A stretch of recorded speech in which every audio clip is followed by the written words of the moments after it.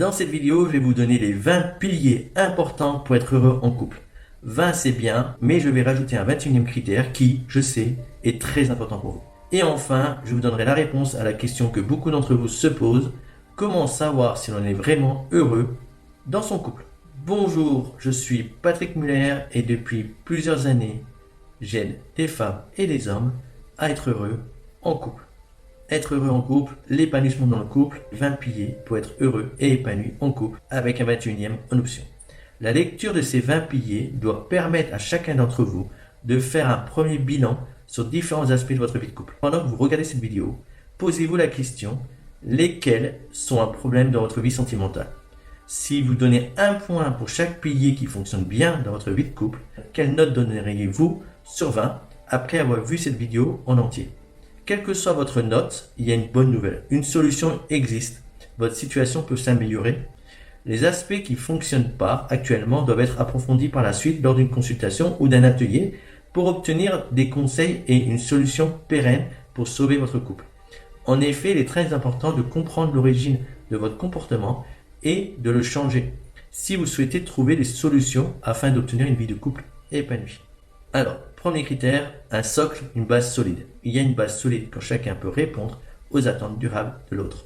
Quelles sont ces attentes? Nous avons deux types d'attentes. Celles qui ne durent qu'un temps, besoin d'aide pour payer un ex, une aide pour finir ses études, déménager. Une fois que la personne a répondu aux besoins temporaires et inconscients, l'histoire s'arrête.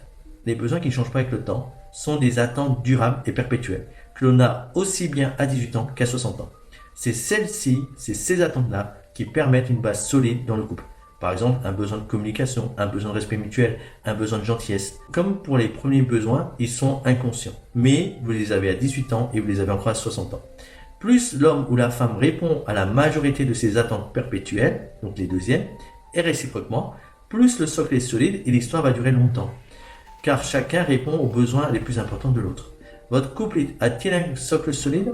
Je propose un atelier une fois par mois qui vous donnera la réponse et une formation en ligne disponible tout de suite. Vous obtenez la réponse immédiatement si vous voulez savoir si votre couple est solide et s'il a une base solide.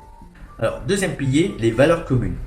Une base solide est nécessaire, mais pour éviter la routine, il faut aussi des valeurs communes afin d'avancer ensemble dans le quotidien. Par exemple, si l'écologie est importante pour vous, la vie de couple est plus simple si c'est une valeur partagée. Le mode de vie ne sera pas le même pour les personnes qui ont cette valeur.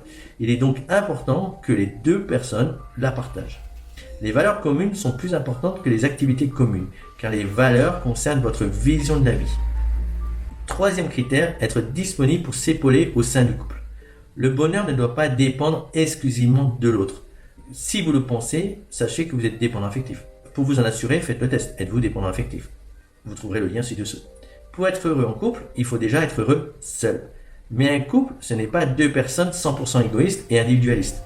Une fois en couple, chacun doit pouvoir compter sur l'autre dans le quotidien pour s'entraider aux tâches et à l'éducation des enfants. À ce sujet, je vois trop de femmes qui s'investissent beaucoup trop et qui en perdent la santé. Un équilibre doit être trouvé au sein du couple, au niveau des tâches ménagères. Quatrième critère, une envie de construire ensemble. Cela me semble logique, me diriez-vous. Mais de nos jours, pour certains, le besoin d'être en couple peut être la seule motivation. Pour quelle raison? Soit pour les relations sexuelles, soit pour afficher un statut social. Pour certaines personnes, il est important d'être en couple. Selon eux, être célibataire est une tare. Donc il faut absolument trouver quelqu'un. Malheureusement, en agissant ainsi, il y a peu de chances que l'histoire dure longtemps. On peut comparer cette situation au monde du travail. Si un employé veut travailler juste pour avoir un travail et payer ses factures, la motivation sera moindre et cela s'en ressentira. Il y a peu de chances que le salarié reste dans l'entreprise pendant 30 ans. Vouloir être en couple ne suffit pas à construire une longue histoire. Une histoire d'amour, c'est comme un jardin. Il faut l'entretenir et s'y investir. Cinquième critère, se remettre en question. Pour construire une histoire, il faut se remettre en question de part et d'autre. C'est-à-dire qu'il faut savoir reconnaître ses torts quand on commet une faute après une dispute. Présentez vos excuses au sujet de vos erreurs et surtout, comprenez l'origine de votre comportement. C'est un travail que j'effectue dans mes consultations ou bien dans l'atelier pourquoi y a-t-il des disputes et des problèmes de communication dans votre couple et dans la formation en ligne Stop aux colères, aux pleurs et aux angoisses. Donc vous pouvez là encore avoir des solutions tout de suite si c'est un cas qui vous concerne, si c'est une situation qui vous concerne. C'est l'un des points les plus négligés dans un couple. Et pourtant, c'est l'un des points les plus importants pour entretenir une relation. Sixième pilier, chacun de vous fait évoluer l'autre, le fait grandir naturellement, sans effort mutuel. Entretenir une vie de couple, c'est un travail d'équilibre. Personne ne doit se forcer ou faire des efforts. Faire des efforts, c'est se manquer de respect, car vous n'êtes pas vous-même. Au quotidien, cela est possible quand il y a une relation fluide et saine avec du respect, une bonne communication, une confiance mutuelle. Ainsi, chacun peut s'épanouir et grandir dans son corps d'homme et de femme. Septième pilier, vous avez choisi votre partenaire, vous devez l'accepter comme il ou elle est. Vous ne pouvez pas le modeler à votre image et votre partenaire doit vous accepter comme vous êtes.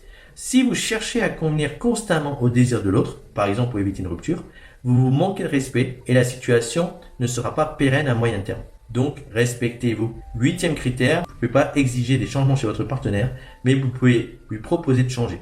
Et vous ne devez pas hésiter à proposer vos changements pour garantir une bonne communication au sein du couple. Il ou elle pourra accepter ou refuser de mettre en place ces changements. Votre partenaire doit faire son choix, non pas pour vous plaire, mais en fonction de ce qu'il ou elle estime le mieux pour sa personne. Et en fonction de la réponse du partenaire, vous prendrez la meilleure décision pour vous. Il est important de proposer des changements pour donner son avis. Certains d'entre vous refusent de le faire par peur du conflit. Malheureusement, vous reportez le problème actuel qui va s'amplifier avec le temps et devenir ingérable. Neuvième pilier, avoir des projets d'avenir.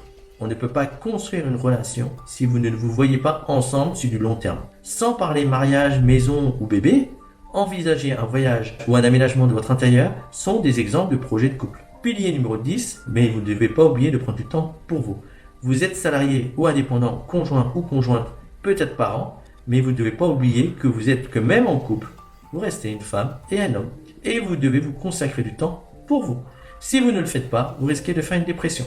Vous apprécierez encore plus de passer des moments en couple si vous savez aussi prendre du temps pour vous. Cela fait partie de votre équilibre. C'est très important. J'ai régulièrement des femmes, principalement, mais aussi quelques hommes et surtout des femmes, en consultation, se faire happer par un investissement important dans la vie de couple et la vie de parents, s'oublier complètement et être trop conjoint, trop maman ou trop mère et pas assez femme. Pilier numéro 11, quel que soit votre investissement dans votre relation, c'est votre choix. Le conjoint à la conjointe n'a pas de dette. Dans une relation, chacun fait un don du temps et de l'énergie qu'il veut donner à cette relation. Il ne faut pas attendre un retour en échange d'une bonne action. Dans cette relation saine et fluide, il y aura un retour. Cependant, il se peut qu'il ne soit pas à la hauteur de vos attentes ou de votre investissement. Quand on craint quelque chose, on va s'employer à se rassurer. Pour cela, on va chercher la perfection et on va attendre que l'autre vous apporte cette perfection aussi en retour. Par exemple, vous craignez de manquer d'amour. Vous allez donner des preuves d'amour à foison en espérant que votre homme vous en donne en retour pour vous rassurer. S'il ne le fait pas à la hauteur de vos attentes, cela va générer de la frustration chez vous. Sachez que si la peur n'est pas partagée, pour reprendre mon exemple, tout le monde ne souffre pas du manque d'amour. Le partenaire ne se sentira pas le besoin d'en donner autant que vous lui en avez donné. Cela peut amener des disputes de couple, car le manque d'amour se fera sentir chez la personne demandeuse. Il est probable que cette personne soit dépendante affective. Si vous voulez savoir, faites le test. Le lien dans la barre ci-dessous. Pilier numéro 12. Les prises de décision sont communes. Personne n'a le pouvoir sur l'autre. Personne n'a le droit de manipuler l'autre. Nous avons tous des points forts et des points faibles. Il est donc normal que l'un des deux s'y connaisse mieux dans un domaine que l'autre. Cependant, la prise de décision doit être équilibrée. Les grandes décisions ne doivent pas être prises dans le dos de l'homme ou de la femme. Il est important de rappeler 3 points. Dire à une personne constamment ce qu'elle doit faire, pas créer un manque de confiance sur la durée. C'est en apprenant de ses erreurs que l'on évolue. Il est donc important de se tromper et d'accepter les erreurs du conjoint et de la conjointe. La prise de risque, sortir de sa zone de confort est toujours positif à long terme, même si elle est jalonnée d'échecs. Donc acceptez l'échec. Et votre conjoint doit accepter que vous ayez des échecs. Pilier numéro 13. L'empathie et la bienveillance sont présents. L'empathie et la bienveillance sont présents dans le couple. Le comportement de chacun est bon pour lui-même et pour la relation. Et cela sous-entend qu'il n'y a pas de raison de douter de l'autre sur son comportement.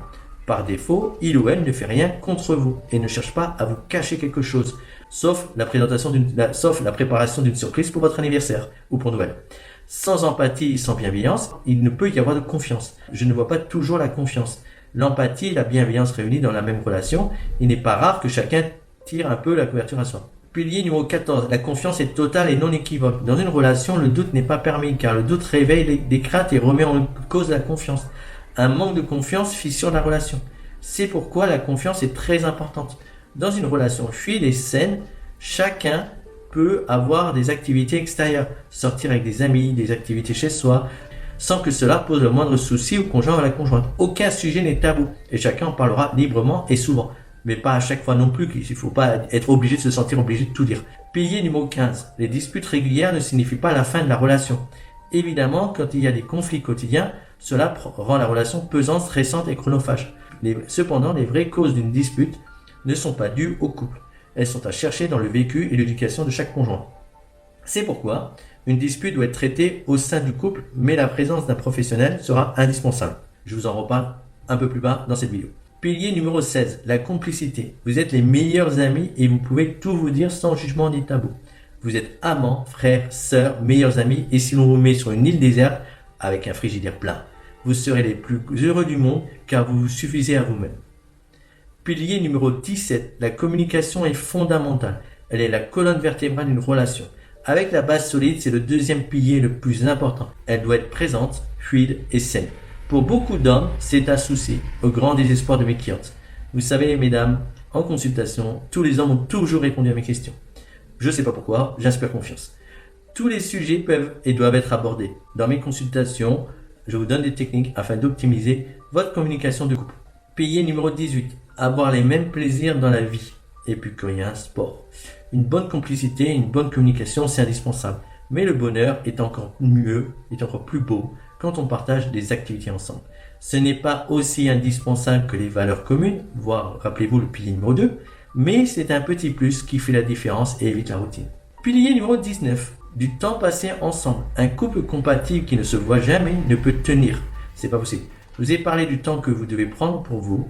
Vous devez aussi prendre du temps pour votre couple. Et c'est du temps qui doit être positif et constructif avec des échanges sans être perturbé par le téléphone, les tablettes, les ordinateurs ou la télévision.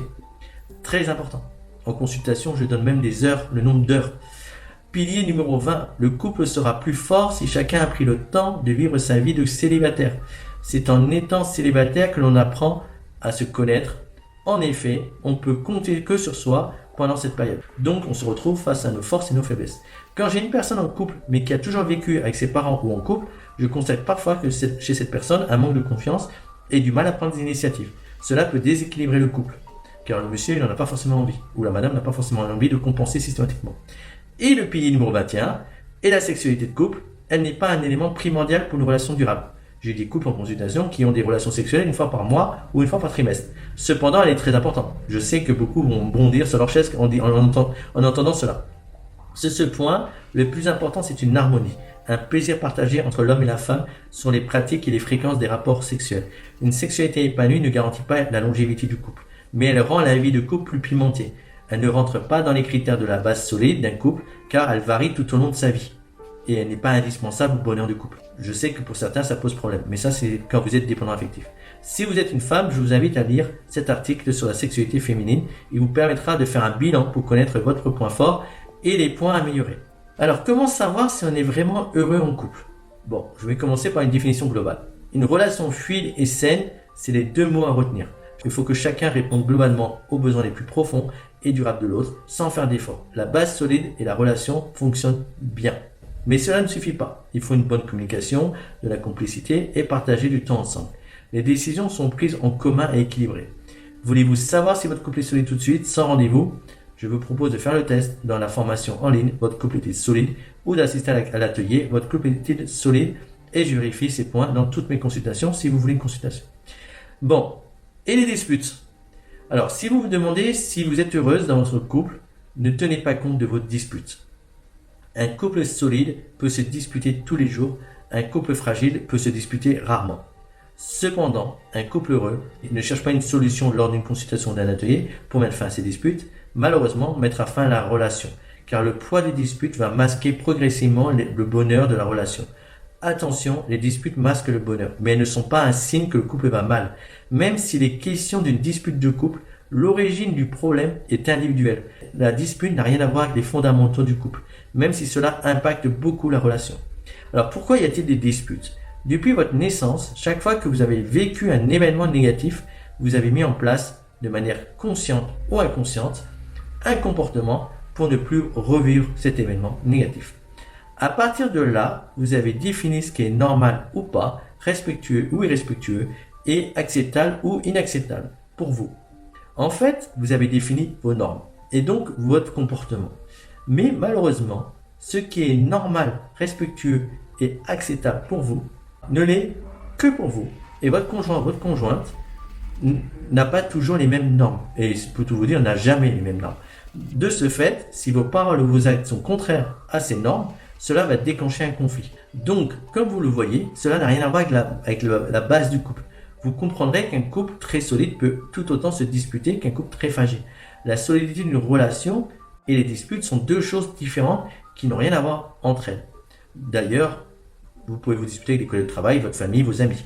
Derrière les disputes, les pleurs, les angoisses, le mutisme, il y a des traumatismes qui se sont réveillés brutalement et très douloureusement. Dans un premier temps, on en veut à l'autre. Mais en fait, l'origine du problème est personnelle. Il est important de comprendre les vraies causes et de les atténuer pour éviter les disputes de couple dans une rupture inutile. C'est pourquoi les disputes rongent la vie du couple. Il ne faut pas les ignorer, car plus le temps passe, plus elles s'intensifient. C'est pourquoi je prends le temps d'expliquer et je donne des solutions pour mettre fin aux disputes dans mes consultations. Mais si vous voulez une solution plus rapide, je vous dis tout sur les disputes et je propose des solutions dans la formation en ligne Stop aux colères, aux pleurs et aux angoisses.